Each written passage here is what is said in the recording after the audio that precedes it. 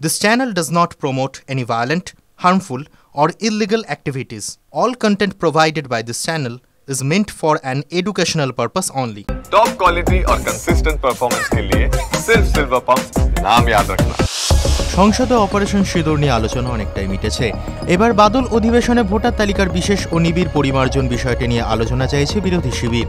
আর আলোচনা না হলে ভেস্তে যেতে পারে অধিবেশন, কারণ ইন্ডিয়া জোট ব্যস্ত থাকবে কমিশন ঘেরাওয়ে, অর্থাৎ সংসদের সময় নষ্ট, ক্ষতি বিপুল অর্থেরও।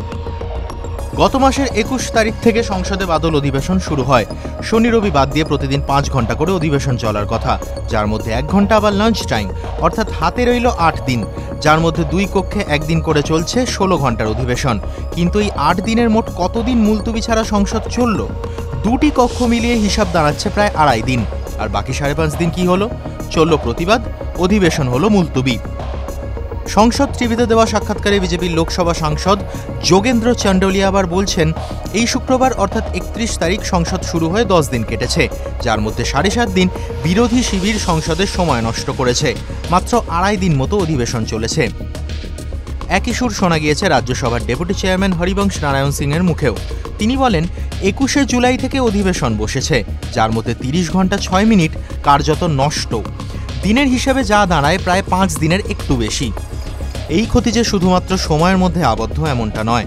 ২০১২ সালে প্রাক্তন কেন্দ্রীয় পরিষদীয় মন্ত্রী পবন বনশাল বলেছিলেন, অধিবেশন চালাতে লোকসভায় প্রতি মিনিটে খরচ পড়ে ২.৫ লক্ষ টাকা এবং রাজ্যসভায় খরচ পড়ে ১,২৫,০০০ টাকা। অতএব যত সময় নষ্ট তার খরচও বিপুল, কয়েক কোটি টাকা বলা যেতে পারে। অর্থাৎ এই ৫.৫ দিনে ক্ষতি হলো প্রায় ৪০ কোটি টাকা।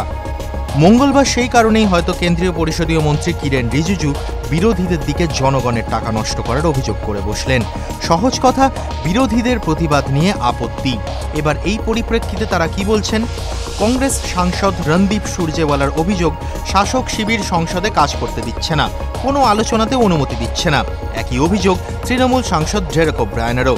তিনি বলেন, শেষবার ২০১৬ সালে বিরোধীদের প্রস্তাবিত বিষয় নিয়ে সংসদে আলোচনা হয়েছিল। এবার প্রধানমন্ত্রী সংসদ থেকে দূরত্ব বজায় রেখেছেন। স্বরাষ্ট্রমন্ত্রীর মুখের কথাই ঠিক নেই। TV9 Bangla digital.